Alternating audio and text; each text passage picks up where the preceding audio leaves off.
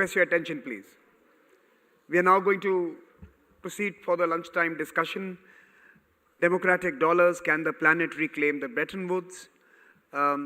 It has a very stellar panel of speakers. Mr. N.K. Singh, chairperson of the 15th Finance Commission, co-convener of the expert group on MDB reforms, recently published some very important papers for all of us to consider as we think about reforming the Bretton Woods. We have Tadaishi Maeda, chairman of the board of the Japan Bank of International Cooperation. His mandate is to connect the world and connect it sustainably, invest in green transitions, and he will bring that perspective. Jayant Sinha, member of Parliament of India. He's also head of the Standing Committee of Finance and someone who's personally passionate about going green, and he believes net zero is net positive and there's money to be made in this transition. Osamu Yamamoto, Chief Executive Officer, Unison Capital from Japan again, and he's been investing in green businesses, a circular economy in Asia and beyond. And Divyata Ashia, who's the trustee of RUSI, but herself someone passionate about investments and investing in this sector as well. They will be moderated by Camilla Fenning, program lead of E3G United Kingdom. So may I request the panelists and the moderator to please come on stage. Please join me in welcoming the panelists.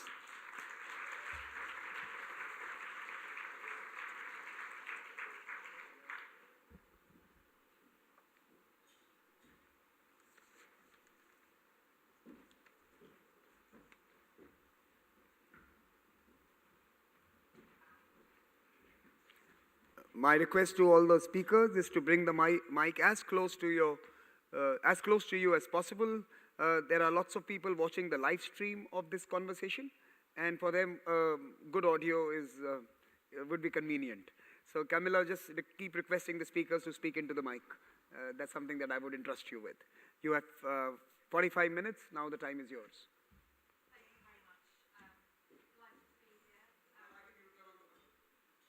Thank you very much. Delighted to be here. I'm Camilla Fenning. I work on energy transition at the independent climate change think tank E3G. We've had the introductions to the speakers, a really great panel. I think a number of the excellent Raisina sessions have flagged the urgent need for MDB reform and the need to de-risk and scale up finance for energy, for financing the energy transition. So that's a given. In this session, I really want to take a forward-looking, innovative, solution-focused approach to what actually we need to do. And I've got a fantastic panel to help me do that. I think we need to look around better collaboration between asset holders and the MDBs themselves, and also talk about the political will for momentum, including collaboration between countries. And it's excellent to have some Japanese colleagues on the panel here too, to explore that dimension. I just wanted to mention, in the context of scaling finance for energy transition, we should note the setting of targets at India's G20 presidency and at COP28 to triple global renewable energy capacity and double energy efficiency by 2030. This is ambitious but achievable. And just to focus minds throughout this conversation and in all of our conversations, end of 2030 is less than 2,500 days away. And if you want weekends off, that's 1,700 days. So, you know, everything that we're talking about now has to happen at speed as well as at scale. So just to set that context, let's go to our speakers. And turning first, I think you can set the context excellently, given the report that was mentioned before, the triple agenda on MDB reforms, which was commissioned by the Indian G20 presidency. Mr. Singh, I wondered if you would just talk us through, you know, how you feel there was progress during the G20 presidency on this issue, and whether that has matched expectations in terms of MDB reform, and whether there's the right amount of political will and what we need to do going forward on that. Thank you. Well, thank you very much. I think you have pretty much set the context and the framework, which I will seek to address very briefly. First and foremost, if we do believe and most of us do, that multilateral development banks are an integral part of the overall international financial architecture. They have a critical role to play in being able to finance credibly and more transparently the needs of the evolving challenges. But as they say, Camelia, if I may use that often abused adage, you can take a horse to water, you cannot force it to drink. What is true of horses could be equally true of multilateral development banks. Why? Last year, when India had the privilege of having the presidency of the G20, it appointed an expert committee, of which I was privileged to be the co-chairman, along with Professor Larry Summers, the well-known economist and former US Treasury Secretary, to do a report on the reforming the multilateral development banks. And by the way, Camilla, multilateral development banks, offhand, you think of only World Bank and some of the other institutions. I myself surprised to know that total multilateral development banks exceed 17. There are probably today 19 multilateral development banks. So how to make the multilateral development banks more effective in being able to address the global challenges? We gave two reports. The first one we called triple financing. Why triple? Currently, if you take all lending of the multilateral development banks, you aggregate them, in an average fiscal year, they would lend about $120 billion. So we gave a proposal, how do you triple this, take this from $120 billion to approximately over close to $300 billion. Then, second important aspect is, apart from the size of it, how do you improve and make the banks better? Better in what ways? Are they able to harness their own balance sheet strength as credibly as they can? Have they optimized that? Have they, for instance, fixed up a loan equity ratio which is adequate in terms of having done the due diligence and being able to do that? Have they been able and have the ability, and this is where I come to addressing finally the better. Better means, can they act as a family? When each of the multilateral development banks, when added together, the final result is more than the sum of the parts. So first of all, better. Second, bolder. In what way bolder? Bolder, are you risk averse? In the sense that, do you want to behave like a public sector bank where you're waiting for clients to show up? Are your processes and procedures adequate enough to be able to harness more and more innovative clients? Or are you caught up in procedures and caught up in systems which are antiquated? So are you bold enough to take decisions which may be risky, but which are informed decisions on risk? Finally, bigger. Bigger that the needs today to address not only the traditional needs of society, which is to deal with poverty, shared prosperity, to add to it what the World Bank itself has admitted, a livable planet. To give you one ballpark figure, roughly all expert reports suggested that the world on an average needs close to $3 trillion a year to be able to address the needs of the climate. How does $3 trillion, how does it add up?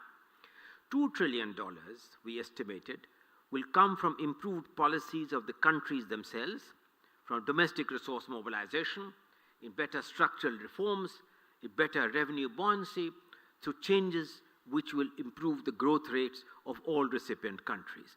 $1 trillion, half comes from private capital, which is $500 billion, and half will come from what I mentioned to you, that bigger, bolder, better, harnessing balance sheet. So if you add up to what has been the progress, you asked me the expectations. Well, the progress has been, it's a mixed picture. First of all, it was during India's presidency that this dominant issue, which had remained in the limbo for decades, came to the forefront. The recommendation, I'm happy to be able to confess, which we gave, was adopted by the G20, is adopted in Marrakesh, it was adopted in the New Delhi Declaration, it was adopted in the COP28, which has recently finished, it was adopted as a special summit which President Macron had done.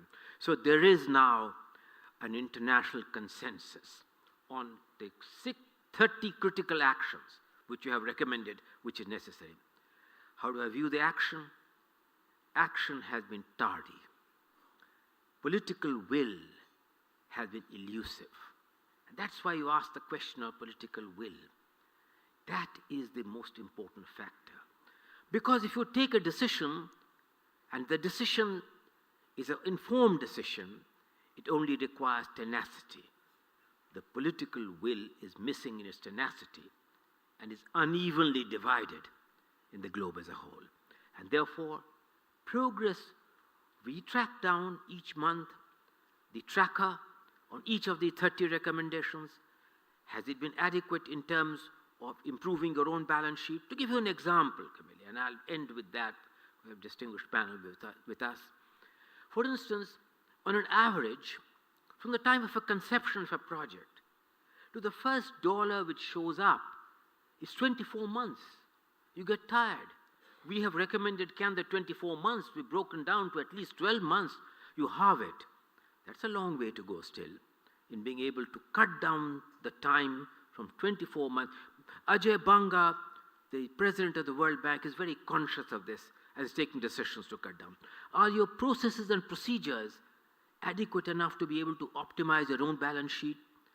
How do you allow the multilateral family to work in tandem with each other? Can they count on each other's strength?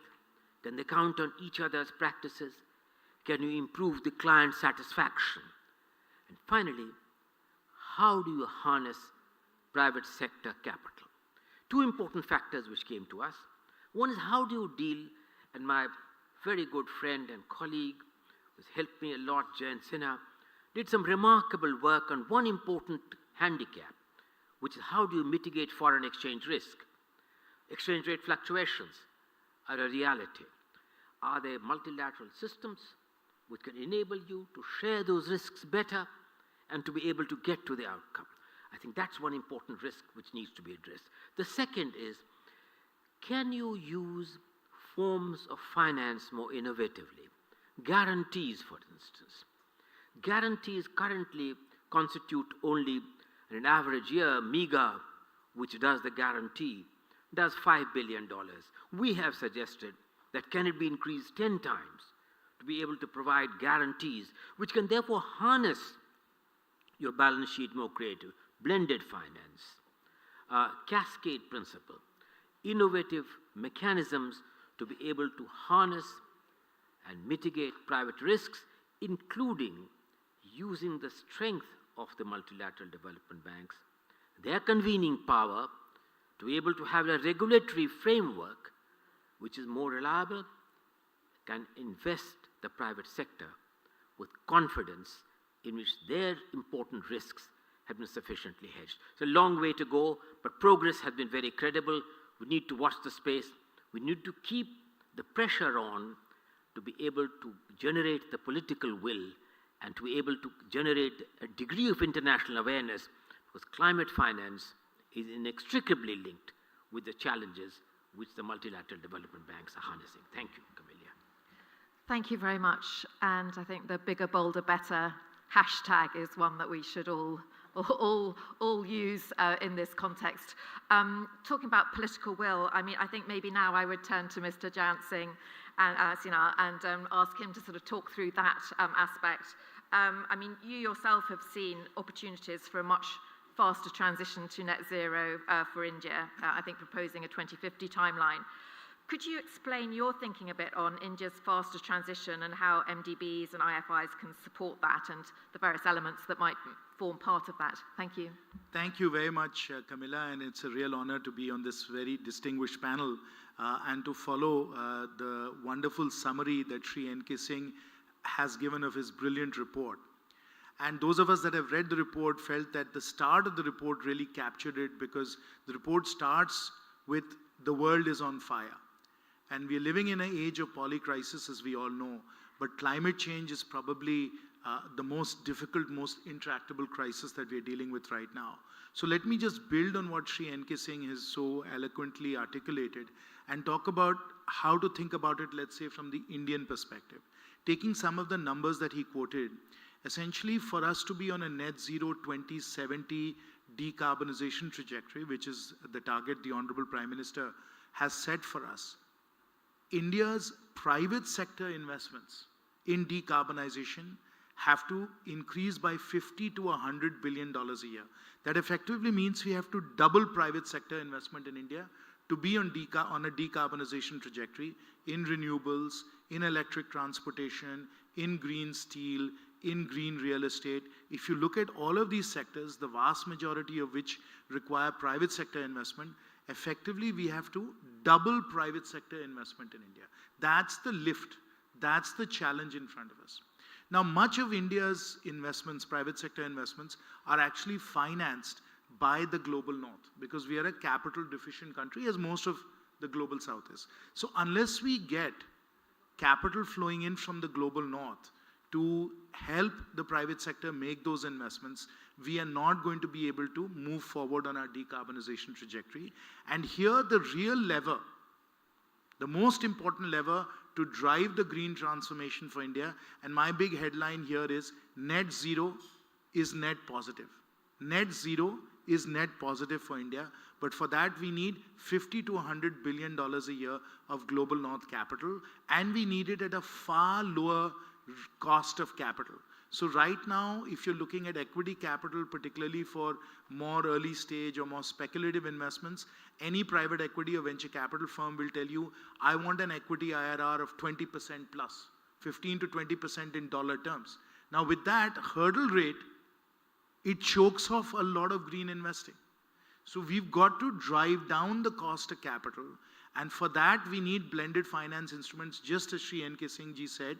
We need to bring down the cost of hedging, that is foreign exchange costs that we pay for dollars, because our revenue streams are in rupees, our financing is in dollars, we obviously hedge that, and that costs us a tremendous amount of money. Then we need more money to go into venture capital and private equity funds so that they can in fact power the green transformation that's required. We need a lower cost of debt. We could finance a lot more solar panels if the cost of debt was lower. And we need, finally, and I'll conclude with this, much lower climate risk insurance.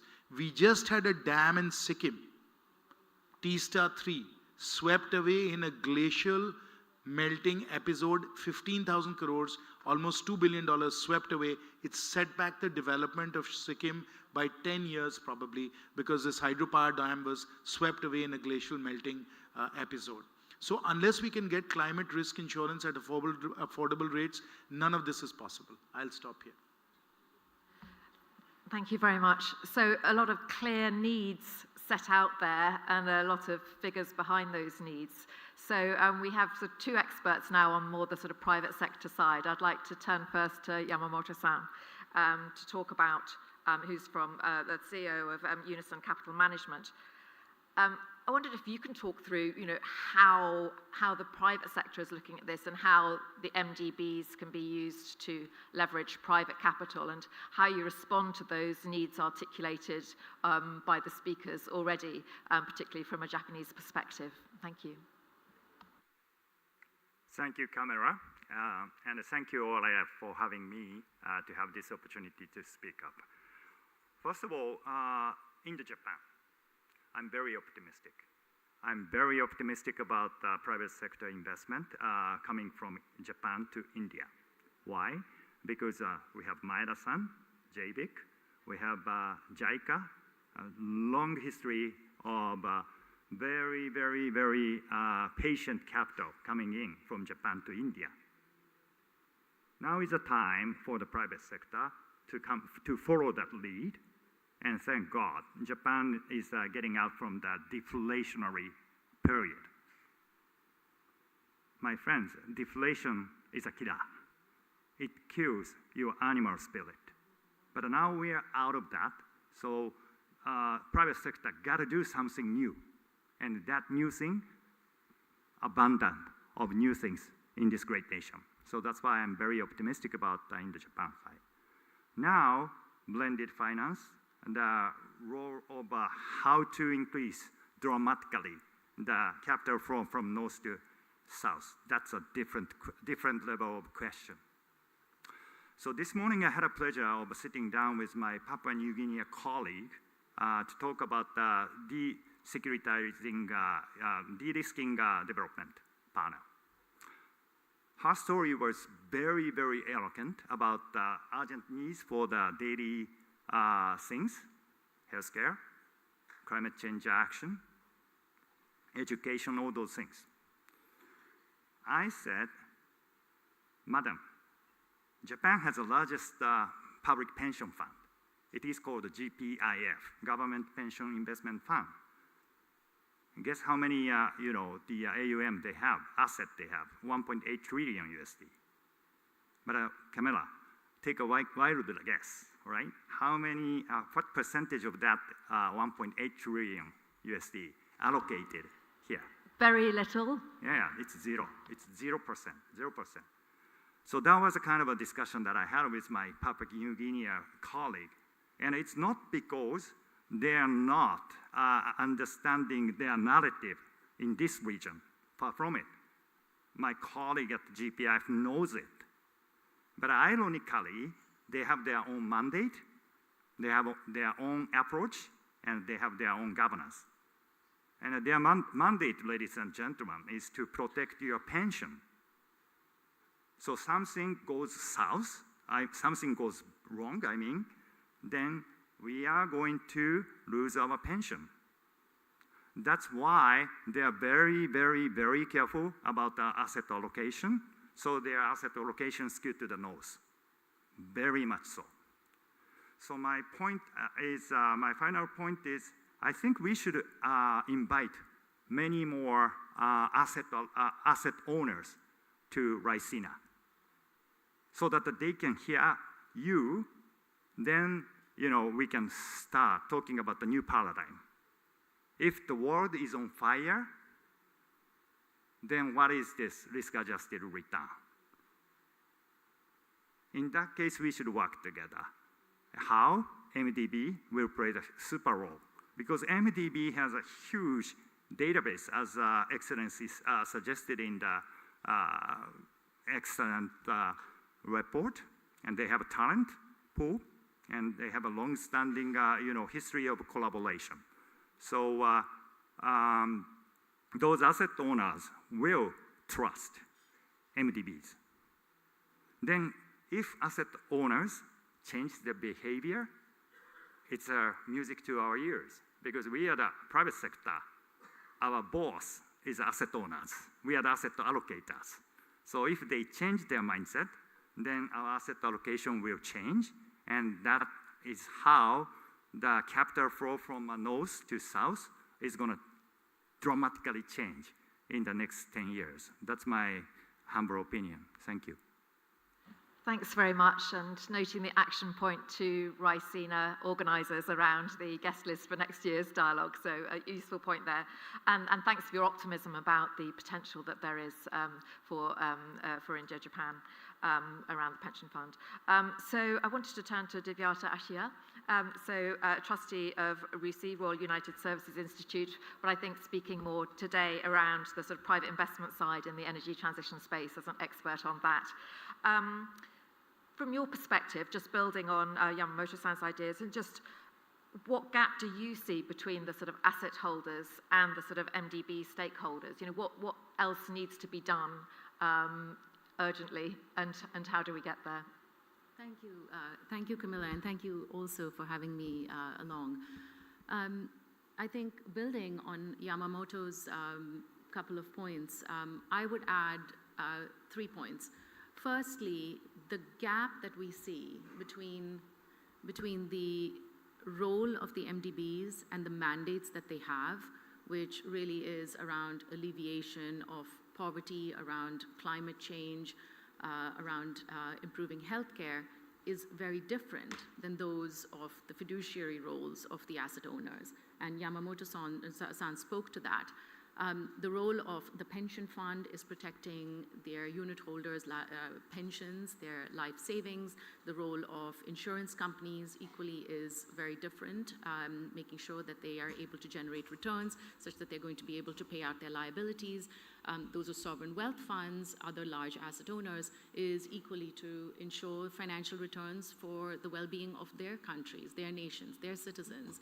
And then we also, of course, have other large asset owners, the private equity funds, other large pools of capital who have their own fiduciary responsibility, many of whom are actually, interestingly, investing on behalf of the pension funds, on behalf of the sovereigns, on behalf of the insurance companies. So you see a little bit of the dynamic that we need to work to bridge. Until I think that dialogue starts to happen, I think that gap itself shall remain. Many of these companies also publicly listed companies where you actually have stakeholders who require important financial returns. The second point that I would make is really around the frameworks for these asset owners. Many of them, in addition to the fiduciary and the financial responsibility, also work across ESG frameworks. I think some of the SDG mandates that they need to be working and the goals that they need to be working toward.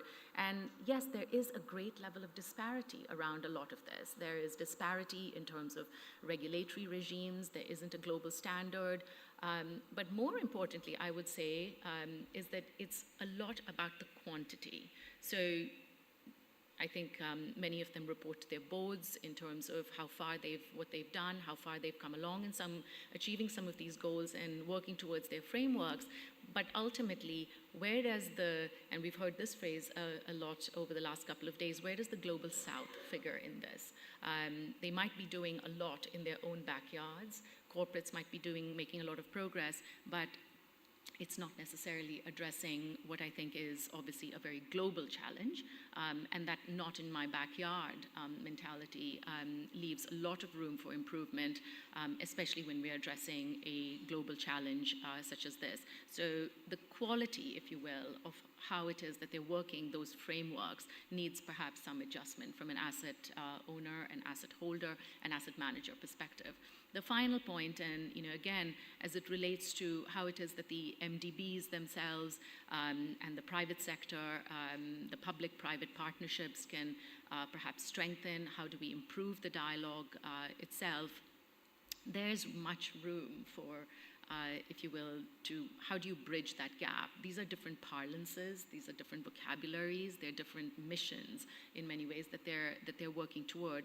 And to bring together some of that is ultimately the challenge in terms of understanding risk with a similar lens, understanding first loss concerns with a similar lens. And there are many different ways to take the conversation, but I imagine that sometimes it's easier to do something afresh as opposed to rework legacy frameworks. So I think bigger, better, and bolder is certainly the way to go. Thank you very much. Well, do we do something afresh or work with what we've got? That's an interesting question. I don't know if there are going to be any questions from the audience on that, but thank you very much for that. And turning finally to Maeda-san, as a senior representative of the Japanese government, not only chairman of the board for JBIC, but also special advisor to the Japanese cabinet and responsible for the Asia Zero Emissions Community. I think we'd just really like a kind of high-level look, if you like, in terms of Japan's ambition as a G7 member and president last year, G20 member, in terms of driving forward the energy transition, and particularly in this context of reforming the MDBs. Would really welcome your thoughts on that. Thank you. Thank you very much, Camilla. Also, that I'm very much privileged and honored to be here as this member of the very good, very experienced panel. First of all, I'd like to look back to what I worked in Washington, D.C. in late 80s and early 90s. Then that's Bush 41 era, the George H.W. Bush administration. I worked very closely with U.S. Treasury at that times, Charles Dalala, who's now at that time as the Assistant Secretary, and then the Vice Secretary of the Treasury. And Japan at that time, we have the program, so-called the capital recycling programs of the $30 billion US. At that time, we are the largest co-financier with the World Bank Group. That happened. So that we, at that time, the world is much simpler. Therefore, we provided funding for that debt relieving for the country like Mexico and others of heavily indebted countries. All financing is a debt financing. That's what happened.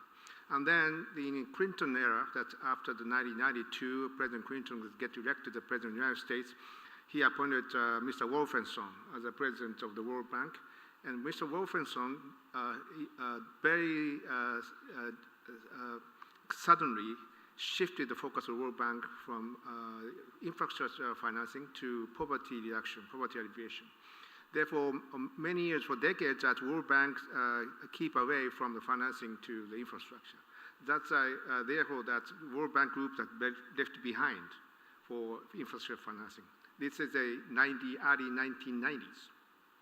So our co-financing program has been shut down with the World Bank. So we, for a long time, we do not have a tie with the World Bank group. That's a history. Now, right now, Camilla, you talk about Japan's initiative, which is a ASEC, Asia Zero Emission Community. Let me talk about this briefly. Last year, Japan is the president of G7. India is the president of G20. And as the president of G7, we are part of the G7 initiative, which is the JETP, Just Energy Transition Platform, which is a G7 initiative for energy transition. But my sense, this is a more cookie-cutter solution they are finding, so that's India, Vietnam, Indonesia, South Africa, Senegal. Those are targeted countries for JETP. But the situation regarding carbon neutrality in India and Indonesia, Vietnam, they're totally different. The cookie-cutter solution will not bring the consequences. And also that more fatal mistake is that there's no financial arrangement to fill the gap of funding. That's the issue. Therefore, that's Prime Minister Kishida, as a special advisor cabinet, I'm now fully responsible for materializing different framework, ASEC, Asia Zero Emission Community. India yet the member of this ASEC. Members are Japan and ASEAN 10 minus Myanmar and Australia. And last December, the Prime Minister Kishida hosted the ASEC summit meeting in December in Tokyo, taking the opportunity of Japan ASEAN 50th anniversary. So all leaders of ASEAN came. And then I created some mechanism to tackle the problem country by country. First, Vietnam. Second, Indonesia. I'm a co-head of a joint task force with the leaders-appointed minister of these two countries. Pham Minh Chinh, the Vietnamese Prime Minister, appointed Nguyen Chi Dun, the Minister of Economy, Investment and Program. And President Jokowi appointed Coordinating Minister, Airlangga Hartarto, Coordinating Minister for Economic Affairs. So I am co-head of these two on country by country. And also that we tackle the problem jointly and we're looking for a solution. So that how we can make early termination of coal-fired power plants and then bring the more hydropower and also solar and wind power. But we need also that they develop the further technology, new technology, which will fill the gap like hydrogen, ammonia. So these are the mechanisms of ASEC I'm now working on. Now, Japan plus ASEAN is only regional initiative. So from the viewpoint of G7, US, Europe, this is an Asian regional issue. However, if India join this, the view from US and European Union have to change. This will be a good step from regional initiative to the global initiative. And we can represent the view of Asia, not from the view of Europe and US. European economy is very stable. However, economic growth is very much flat. India is going to be very growing. And many global South countries' top agenda is economic growth. They don't want to sacrifice economic growth because of the carbon neutrality. Therefore, this is a very challenging task. Therefore, the solution is a blending financing. Now, the role of the World Bank Group to be a catalyst, not just only the debt financing, as we discussed. We need the full equity and investment from the good owner of capital, like a pension fund, also sovereign wealth fund. I'm fully organized with the sovereign wealth fund groups like Mubadala of UAE and ADQ of UAE, PIF of Saudi Arabia. These guys working very closely with us on a development of hydrogen ammonia. And also Korea as well. We are partnering with Korea as well for cover that full supply chain of hydrogen ammonia. US, they have the subsidies available right now because of the Inflation Reduction Act. But those products like ammonia, hydrogen, may not be deployed to the outside the United States. Therefore, we have to urge them to deploy these new the development to outside the United States. However, problem is the cost, very expensive yet. Therefore, that we need to make this the cost more affordable. Therefore, that we need to have more massive financing to fill the gap. Thank you. I suppose I would just refer to the falling costs of renewables and how we can really gather towards that global target.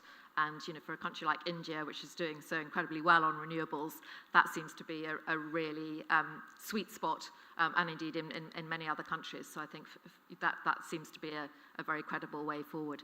You wanted to come in? Yeah, Camille, I just wanted to say that this discussion today is quite informative in the sense that this is what Raisina is about. It is not only educative, it is prescriptive. I want to go back to a very important suggestion which was made by Yamamoto-san and also by you.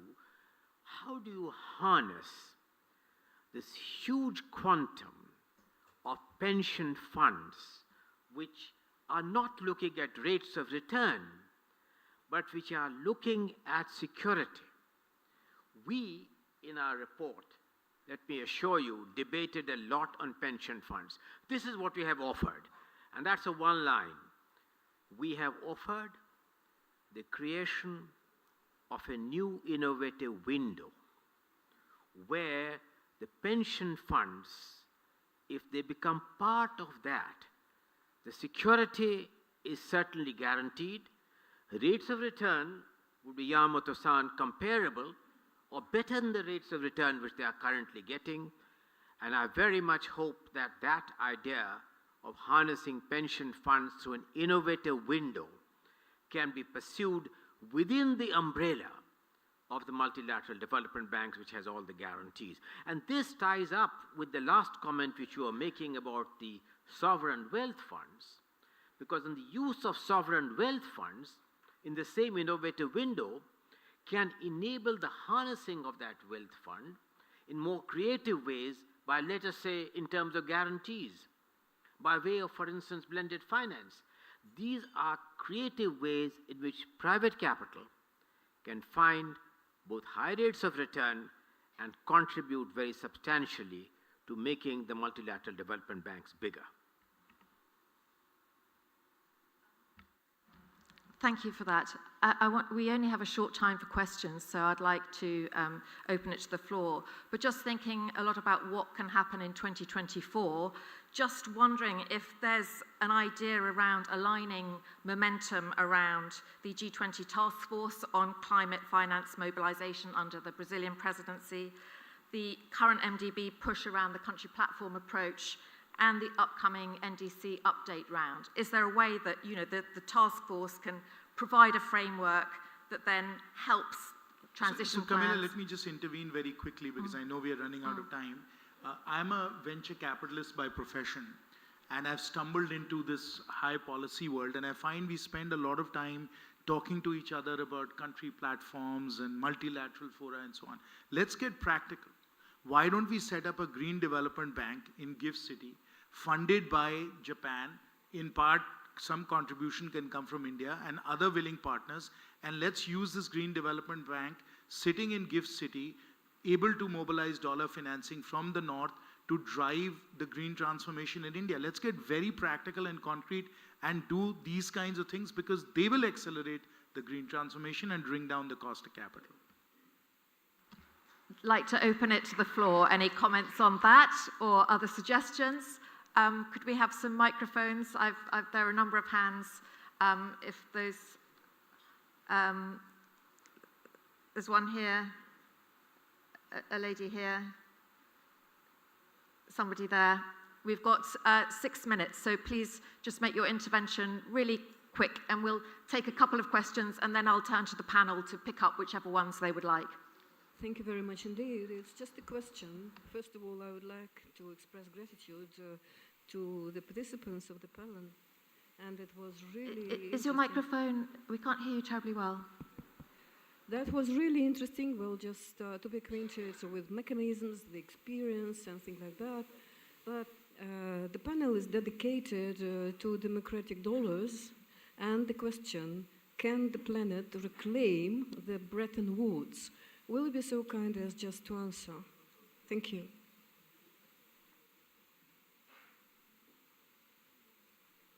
Hi, I'm Paul Cadero at the University of Toronto. I retired from the World Bank 11 years ago after a 37-year career. It is fashionable to bash the World Bank and the MDBs, but listening to the esteemed panel today, I've heard all these stories before. That we need to have guarantees, yes. We need to scale up, yes. We need to have somebody take the risk. But the MDBs are owned by the public sector. They're owned by ministries of finance, which means, is the government of Japan, the government of the United States, the government of China prepared to put in more capital? Are they prepared to put in more IDA? Because then there could be leveraging. And I haven't heard anyone say how that's going to happen. So I'd just like to invite the panel to perhaps make a political assessment of where's the money going to come from to provide the guarantees that are necessary to drag the private sector in and give them the returns that the pension owners or the hedge fund managers expect. Because that's the missing piece if you're trying to reduce risk. Okay. Thank you. We'll take one more question and then I'll return to the panel to answer all of these three. Thank you.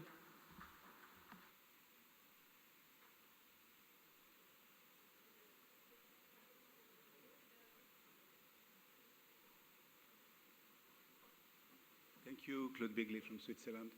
It seems there is a divide between the traditional financing, like pension fund, and the more risk-oriented impact programs. Probably because we have not sufficiently identified what works in terms of impact. Typically, I have launched in India a company of doing ecological disinfection, but everybody claims they are green, and they are not green. My question, should we not tie up the financing together with a certain awareness campaign, which would come from the government or the public authority, to make sure that we really select, or whoever will finance is able to really select those projects who works? Thank you. 3 questions. We've got just under 3 minutes. Please take whichever one you would like. Would you like Can to? I just take one out of that, that's 60 seconds. Bretton Woods was the first one. It certainly needs to be reinvented, restructured, and recreated. But there is no substitute to multilateral cooperation. And that's why better, bolder, and bigger. To the question from the very distinguished gentleman, having spent his career in the World Bank, from where will the money come? That's the heart of the matter. The money has to come from shareholders. The money has to come, and the World Bank has a great record. In the total capitalization of $22 billion, which is the exact amount put in by in the World Bank group, they have harnessed 900 billion. That's not bad. A 7 times leveraging, it's a tremendous thing for any institution. But in sharp contrast to being able to use their own balance sheet, their ability to harness private capital has been disappointing. $1 has led to only 0.3 of against that in harnessing.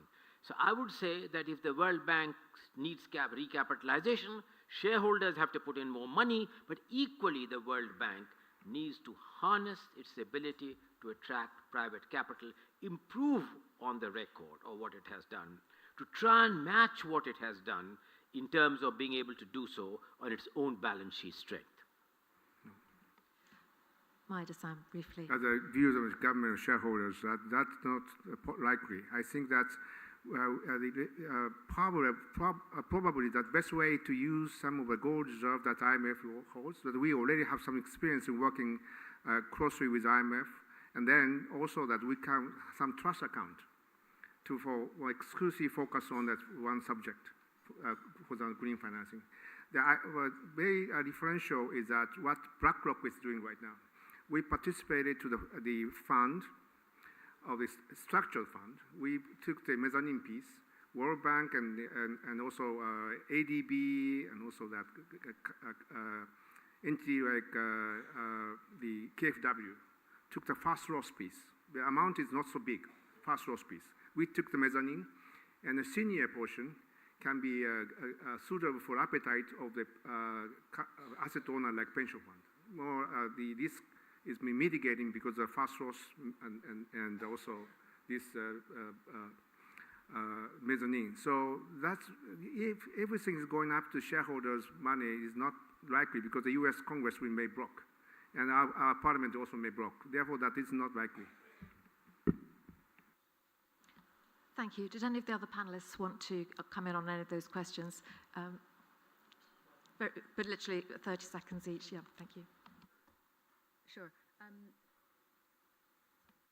Yeah, the distinguished speakers have spoken about the fact that ultimately what you need is greater political will, which I think is also at the heart of this. And the political will has to, I think, with democratic processes sometimes gets in the way, especially as elections, and these are elections in a big year across the world. So that, I think, is a very large hurdle to get over. Beyond that, of course, I think that the shareholders themselves will need to step up in order to be able to fund this. The second point I would just make very quickly is ultimately commercial terms do matter, and commercial success, a sharpness of strategy, and a real execution plan around operational and technical is something that there is no compromise for. And from that perspective, the idea of bringing together and working across two large, entirely different set of stakeholders seems a bridge too far, perhaps as distinguished Mr. Sinha has shared, the idea of a green bank, or certainly a new platform that brings together the commercial impetus combined with the technical skills and the know-hows is going to be the best way to develop a track record of excellent projects, risk mitigating, and be able to then lead to more success. Thank you. Just one final comment, One and then we final need to comment. close. McKinsey's done some very in-depth analysis of MDB balance sheets. To your question about more capital, and what they found is, which of course was, I think, reinforced with the work that Sri N.K. Singh's group did as well, is that you can actually sweat the balance sheet without the need for fresh capital quite dramatically by a variety of different mechanisms, but specifically callable capital.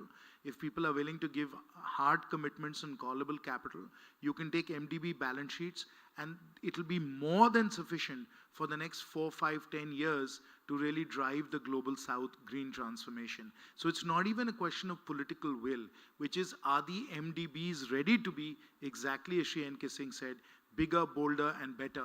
I don't even think you need to go back to shareholders. I think you just ask the MDBs to step up and do the job that they're being asked to do. I, for one, cannot understand why they can't even take the simple things that can be done to be more innovative and bolder and bigger.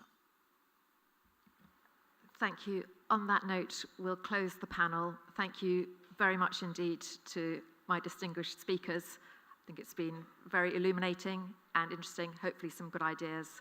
We may not have solved everything. We may not have brought the horse to water,